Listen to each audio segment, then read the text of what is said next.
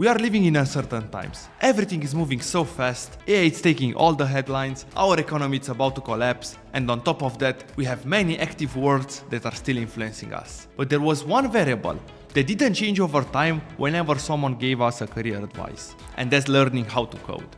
If you'd ask anyone 10 to 15 years ago, they would have advised you to learn coding, because it was seen as the go-to skill for future jobs. Now, with all the disruption in AI space and the rise of low-code and no-code solutions, we are not so sure anymore if coding is the future. Or at least, that's how it seems from the outside. Today, I want to dive deep into low-code and no-code solutions, as I've already made a video on AI's impact on our jobs, which you can find in the description below. So, let's explore what low-code and no-code solutions are, how they've gained so much popularity over the years, and most importantly, if these are the solutions that are going to replace developers. Hi, I'm Ioan Solovastru, CEO of Moonlysoft, a software development agency that helps businesses grow their revenue through technology. Like every good relationship, being on the same page is crucial. So let's start by defining what I mean by low code, no code, coding in general, and I'll also add up my view where I think AI code generation lies in this story. We define no code as a solution that completely abstracts the coding side, leaving us with a drag and drop interface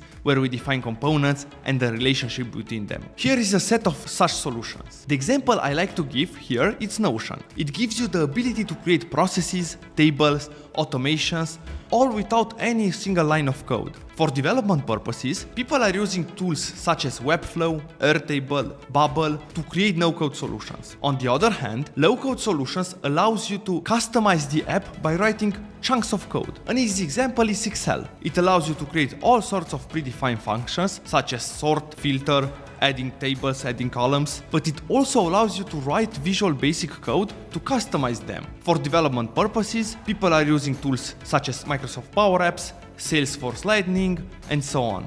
And finally, the good old coding. These are solutions that are built using code alone, but there is an important note here. Nobody is writing code from scratch anymore. We all use open source solutions, libraries, wrappers, and existing code that is either written by ourselves or our colleagues. This is just a small reminder that even the pure code doesn't necessarily mean writing everything from scratch. And by the way, in my opinion, it's one of the reasons why the demand for developers dropped. Oh, and there was one more.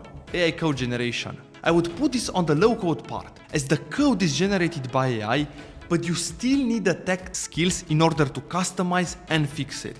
Now that we have all the definitions in place, let's start connecting the dots. In the last few years, I've heard more and more people talking about using no-code and no-code solution as opposed to learning programming. If you Google it, you'll quickly find tons of people selling you the idea of becoming a true programmer without writing any single line of code. Looks like this trend is ascending. As you can see in this graph, there is a slightly linear growth in both low code, that it's in red, and no code solutions that's in blue. Low code and no code platforms are great because they give you an important business metric. First, they give us speed in terms of shipping the product, and there is a steep learning curve in terms of quickly building the product and also having the ability to easily replace a developer. These two reasons also imply the cost reduction, because you can now build a product in weeks instead of months, resulting in a smaller development investment. But if it looks too good to be true, there's probably a catch. Yeah, there is a reason why most of the development is done using pure code.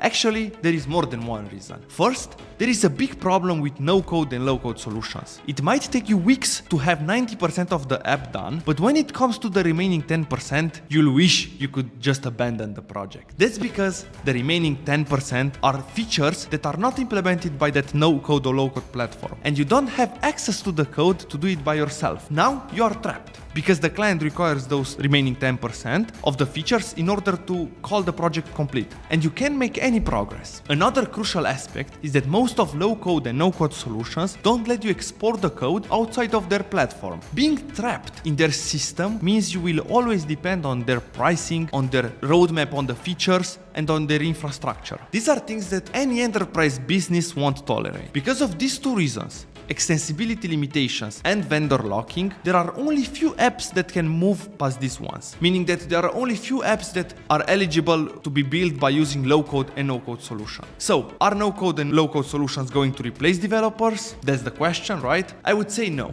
Because in order to build a secure and scalable solution, you would need a lot of customized coding to fill the client's need. So customized is a key important metric here. No-code and low-code solutions are already quite popular in certain use cases like internal tools. To some degree, they have been replaced certain repetitive custom code, but that's exactly how any SaaS works. We can argue that SaaS businesses took the work from developers as well. My conclusion is that we don't have to worry about the new solutions, and it will be a great asset for us to know how to use them. So when a client comes to us with a request, we'll have the options to use no-code, low-code, or pure code solutions. That's all for today.